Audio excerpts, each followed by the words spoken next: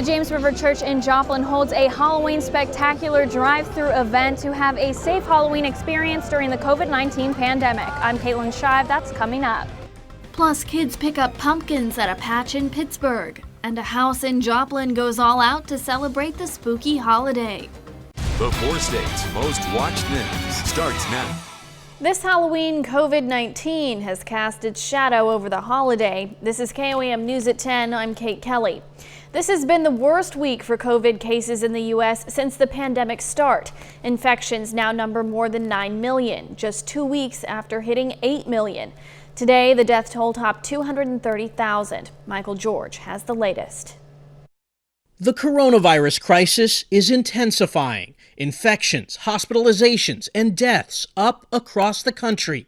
Washington State has not given up in controlling this virus. On Friday, for the first time since July, Washington State declared more than 1,000 cases. The second wave that we've all been worried about is here. Oregon Governor Kate Brown's state reported 600 daily cases for the first time on Friday. This week, a Minneapolis ER physician reminded his community how COVID patients can take weeks to recover. One patient with COVID being admitted to the hospital, in a way, takes up as many places in the hospital as a few patients. Wisconsin Governor Tony Evers didn't mince words on Friday. If we want to do this right and stop it in its tracks, people have to wear a freaking mask. North Dakota's daily positivity rate shot to 12.1%.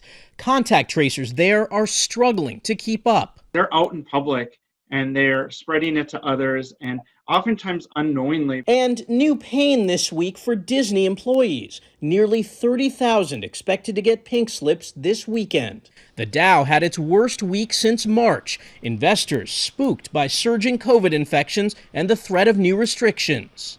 And while Americans are being urged not to trick-or-treat this Halloween, tonight we're seeing many families out, but wearing masks. Another instance of what was once harmless fun, now considered a potential risk. In New York, Michael George, CBS News. Today, the Economic Security Corporation of Southwest Missouri announced it would be closing off public access to its central office in response to COVID-19 concerns as cases continue to spread throughout Jasper County. The changes also apply to weatherization, home repair, and outreach offices. The lobby will remain open, but only for picking up documents. Locked drop boxes are available at all locations. Appointments must be scheduled and face masks and social distancing will be observed. These changes will go into effect on Monday, November 2nd. Nick, we're having really a pretty mild Halloween. Great weather for all the ghosts and ghouls out there tonight. Yeah, and usually for Halloween around here, Kate, the weather usually takes a turn for the worse with clouds, rain, and cool temperatures, but you hit the nail on the head. A high of 67 for this Halloween of 2020 after we started cool in the mid-40s this morning. Skywatch storm tracker over the past 6 hours showed not a lot going on, even though our southwesterly wind turning northwesterly right on top of the area shows the cold front rolling on through. It's not doing anything for us in terms of clouds or rain since there's no moisture for it to work with, but it is going to have an impact on temperatures. Right now we're sitting mainly lower 50s across much of the area, but outlying areas outside of Joplin, they will turn a bit cold tonight with upper 30s for some. Most of us, though, should bottom out around 40. A chilly day for tomorrow, but still looking dry with mostly sunny skies. I think highs for Joplin right around 53, but a little chilly day, but mild for the rest of the week. We'll break that down for you here in a bit, Kate. All right, thanks, Nick. While the pandemic isn't stopping the festivities surrounding Halloween this year, it is forcing people to come up with different, safer ways to celebrate. KOAM's Caitlin Shive gives us a look at the James River Church in Joplin's Halloween Spectacular event. Characters from Star Wars, Frozen, Toy Story, Disney princesses, and more lined the sidewalks of the James River Church, greeting families during a Halloween Spectacular drive-through event. Even with everything going on this time of, that's happening, that our community could still come together and pull something like this off for our kids, I think it's great. The church holds a Halloween event every year, but officials knew they needed to come up with a safer method for fun due to the COVID-19 pandemic. We usually have bounce houses and inflatables and a show, But again, with all that's happening this year, we wanted to do something to provide families a safe alternative, and so that's why we're doing a drive-through event. Families received sanitized and sealed bags of Halloween candy and gifts as they made their way through the event. Kids waved at their favorite characters and got a glimpse of some live animals. The team came up with this idea, and we thought what a great opportunity to still welcome the community to James River Church and really have a great time with kids and families that are going to make memories even in the midst of a crazy season like this. More than 100 volunteers came out to help make the day possible for the kids. To see it all come together and to watch our volunteers serve the way that they do is really just awesome to see it happen. In Joplin, Caitlin Shive, KOAM News. This is the first event being held at the new location for the James River Church on South Maiden Lane. A ghoulish house in Joplin on 21st and Annie Baxter Avenue caught the eye of plenty of trick-or-treaters. This family went all out with dozens of spooky inflatables this year, transforming their yard into a Halloween hub. A lot of four-state homes went the extra mile this year to offer some safe, fun, drive-by entertainment for the kids to enjoy. Plenty of four-state families came out to the Wood Farms Pumpkin Patch for some Halloween fun in Pittsburgh today. Kids could get in on a scavenger hunt and have their faces painted, burning off that pent-up sugar rush from copious amounts of candy. A mom from Frontenac says coming to the Pumpkin Patch has become a special tradition for her little boy. This is our 7th year here. We've come every year since he was born. Wow, well, obviously that tells me this must be a pretty special place. What keeps you coming back? The staff's really friendly, really kind. It's very family oriented. They always have fun little activities for the kids, great opportunities for photos. And the visiting kids even got a free pumpkin from the Pumpkin Patch, although they had to take a wagon ride to get there. That brings us to tonight's KOAM News Now Instapoll. We're asking, are you dressing up for Halloween this year? Yes or no? Weigh in and we'll check in on those answers later. We take this time now to honor another four-state hero. Daryl Height served in the Army from 1944 to 1946. His service flag flew on the Avenue of Flags for 25 years. His hometown, Cherokee, Kansas. We thank you, Daryl Height, our four-state hero.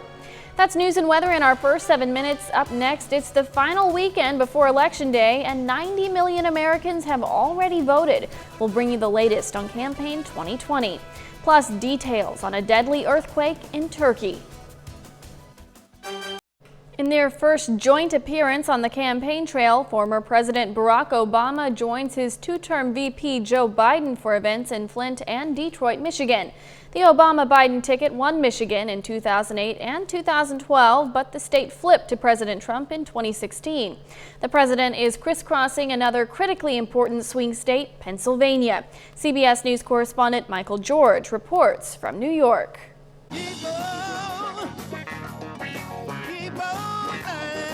Music legend Stevie Wonder helped kick off Joe Biden's campaign rally in Detroit. I believe the message is going to be loud and clear. It's time for Donald Trump to pack his bags and go home. With Election Day just 2 days away, the former vice president was joined by former President Barack Obama for two stops in Michigan Saturday. This Tuesday, everything is on the line. Our jobs are on the line. Healthcare is on the line. Whether we get this pandemic under control is on the line. President Trump slammed Joe Biden's record on the economy in Pennsylvania, a battleground state where he defeated Hillary Clinton by a razor-thin margin in 2016. Biden's plan is an economic death sentence for Pennsylvania. He will outlaw fracking. The president said he earlier signed an order to protect fracking in the Keystone State. And during the day, he expressed sharp criticism of the Supreme Court's ruling Friday that Pennsylvania officials can accept absentee ballots for 3 days after the election. That is a terrible, political, horrible decision that they made. November 3rd is going to come and go, and we're not going to know. Largely because of the pandemic, more than 90 million Americans have already cast their ballots, either by mail or at the polls. Michael George, CBS News. Early voting now accounts for about 2/3 of the total votes cast 4 years ago. Turkish search and rescue teams worked on collapsed buildings after a powerful earthquake killed at least 30 people. The Friday afternoon quake that struck Turkey's coast registered a magnitude that Turkish authorities put at 6.6. It toppled buildings in Izmir and triggered a small tsunami. Hundreds of aftershocks followed. Today, Prime Minister Boris Johnson announced that England would go back into a national lockdown after the United Kingdom passed the milestone of 1 million COVID-19 cases. Johnson said that the one-month lockdown across England would begin on November 5th and last until December 2nd. A Christian priest was shot and wounded today at a church in the center of the French city of Lyon by an assailant who then fled. The incident happened as the priest was closing the church. According to authorities, he was being treated on site for life-threatening injuries. Witnesses said the church was Greek Orthodox. Police immediately cordoned off the area. This comes just 2 days after 3 others were killed at a church in Nice. Up next, we say goodbye to acting legend Sean Connery. Well, first, we'll break down a relatively quiet and mild week ahead of us. Forecast up next.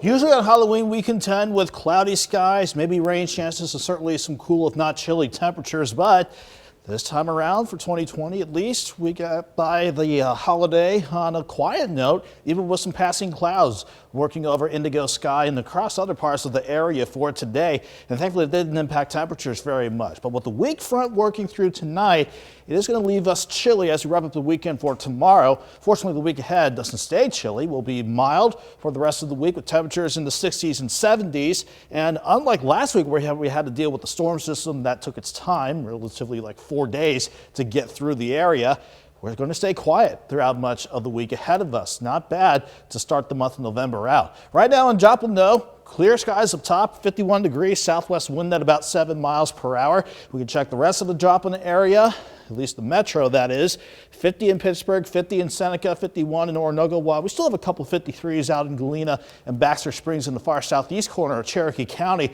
Everybody, though, had a great afternoon. Lower to middle 60s all across the board. But as that front started to work on through, we could easily see the temperature start to cool down. We're already near 50 across much of the area, maybe a few upper 40s around the Wada and Iola. Gives you an idea of where we're going to go before the night is all said and done. 40 degrees, especially around sunrise, and behind the cold front it will be chilly for Sunday with highs to 53. But again, this is a cold front that has no moisture to work with. So not only do we see mostly clear skies up top with no moisture to speak of resulting in rain, let's keep things quiet for the rest of the night and into tomorrow. Again, here's that cold front in question working through. High pressure building in behind that keeps us quiet to wrap up the weekend tomorrow.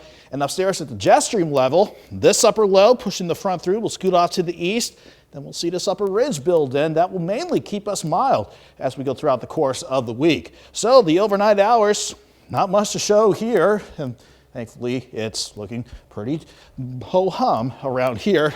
Clear skies tonight, cold for some of you, maybe sneaking back into the upper 30s, but at the warmest, let's say Joplin bottoms out to around 40 degrees as we hit sunrise in the morning. Then the rest of the day is looking fine. Again, looks nice, but a little bit chillier behind that cold front. North breeze at 5 to 15, only lasts us to go to 49 by lunchtime. Let's say 53 for Sunday afternoon around the Joplin area. But in overall, lower 50s in southwest Missouri, maybe pushing some mid 50s across parts of southeast Kansas and northeast Oklahoma. The rest of the week, we can quickly run through things here overall. That upper ridge regains control. Keeps us quiet with no big storm systems on the way, but with this setup, we'll be back near 70 by the time we hit Election Day. Despite a weak wave clipping us by the middle of the week, maybe some cloud cover Wednesday or Thursday. Again, no real moisture with this, so we'll stay dry with that. We're dry for next weekend, but this storm system by the end of next weekend, especially if that following week, that could be our next best shot for any rain chances around here. So let's say 53, staying dry as we roll back the clock before we lay head to pillow tonight. 61 on Monday, 70 on Election Day, and staying mild, either near 70 or lower 70s with dry weather for the rest of the week, Kate. Wow, well, you know, it always takes me a bit to adjust to the time change, but with all those great temperatures, I think I'll be okay. It's smooth sailing. Yeah, for me, I'll enjoy the extra hour sleep. Oh, for sure. That's always nice. Thanks, Nick. Be the first to know the day's weather with the KOAM Skywatch weather app. It's available free of charge. You can find it in the Apple App Store or the Google Play Store. Just search for the KOAM Skywatch weather app. Let's see how our KOAM News Now Instapoll is doing. We're asking, are you dressing up for Halloween this year? Yes or no? Now, it looks like 89% of you are saying no, so by far and away, a lot of you are maybe staying home and enjoying a scary movie, something like that, but maybe you're doing it in your pajamas, and that's really how I like to celebrate the holiday. So we'll check in on those final results at the end of the show. Scottish actor Sean Connery, the first actor to play James Bond on film, has died. He was 90. In a varied career, Connery played James Bond 7 times, starting with Dr. No in 1962. His portrayal defined the suave secret agent for a generation of fans. He also had major roles in films including Indiana Jones and The Last Crusade, Highlander, and The Hunt for Red October. He was knighted by Queen Elizabeth II in 2000 for services to film drama. Pitt State football opens the 2020 season at home against Nebraska Kearney. Also, Oklahoma State looks to avoid the upset against Texas. Andy Ciateco has those highlights and more next.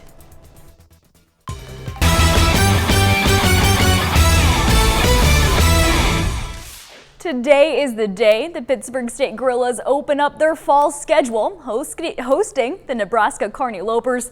It's the first game under head coach Brian Wright. Kearney Smith Stadium sold out at 25% capacity today. Gorillas' second drive of the day, Max Sexton dumps it off to Christian Carter, makes the guy miss and gets loose. Runs for a while before he is brought down at the 2-yard line. Tyler Adkins would punch it in on the next play. Pitt State strikes first 7-0. And then right before the break, Pitt up 4. TJ Davis keeps it, cuts to the outside and scores from 4 yards out. Gorillas down 10-7 at half. Third quarter, Pitt down 10 now. Sexton tosses it over the middle to Dylan White. The former Pittsburgh Purple Dragon, with his first career touchdown with the Gorillas, 72 yards, gets Pitt within 3. Jumping to the fourth quarter, less than 2 minutes to play, and the Gorillas down 11. Sexton rolls out, throws it deep. He's going to hit Carter for a 31-yard score. Gorillas, though, unable to complete the comeback. Pitt State falls 31-26. You know, if I've learned one thing here in these last 8 or 9 months, our team is resilient.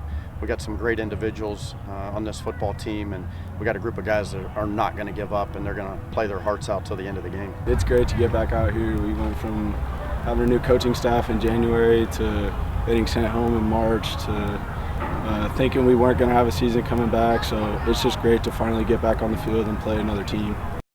At the Division I level, the Oklahoma State Cowboys are aiming to stay perfect on the year. Today, the 6th-ranked Pokes are hosting Texas. It would be a close one, 10 seconds left in the game. Oklahoma State down 3. Alex Hale hits a 34-yard field goal. Game heads into overtime, tied at 34. First possession of overtime, Sam Ehlinger finds Joshua Moore in the end zone from 15 yards out. Longhorns on top 41-34. Now Cowboys with their last chance on 4th down. Spencer Sanders rolls out but is sacked by Joseph Ohai. Oklahoma State loses in overtime 41-34. The Kansas State Wildcats are on a roll. The Wildcats are 4-1, winning their last 4 straight and ranked number 16 in the nation. K-State is on the road facing West Virginia. Second quarter, West Virginia up 7. Letty Brown takes the handoff, goes outside, dives in for the 9-yard touchdown. Mountaineers leading by 14 now. Later in the second, Jarrett Dege dumps it off to Winston Wright Jr. He is into the end zone, 15-yard score. Kansas State trailing by 21 now. Third quarter, K-State still down double digits. Will Howard's pass is tipped and intercepted by Dylan Tonkery. Takes it back, 18-yard pick 6. West Virginia pulls off the upset. Wildcats suffer their first conference loss, falling 37-10. Kansas Jayhawks are squaring off with 23rd ranked Iowa State. Second quarter, Brock Purdy to Charlie Kolar, 3-yard score. Cyclones up 13. Third quarter now, Purdy throwing it to Xavier Hutchinson, goes 36 yards for the touchdown. Kansas in a 20-point deficit. Jayhawks respond on the ensuing kickoff. Kenny Logan, he's going to get this one. Goes through a little traffic. He's going to take it 100 yards to the house. KU, though, still trailing by 13. Kansas drops to 0-6 on the year, losing 52-22. Finishing up with the Big 12, Oklahoma Sooners are on the field right now. OU back in the rankings this week at 24, facing Texas Tech. The Sooners just dominating the Red Raiders.